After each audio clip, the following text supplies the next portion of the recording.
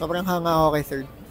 Kasi, gaya nga ng sinabi kanina, rinig mo actually na may sakit siya sa performance.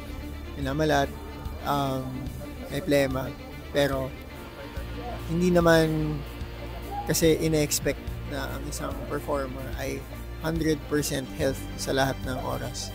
What's more important is what you choose to do with it. Kapag tumapa ka sa stage, kahit meron kang ganong mga karamdaman.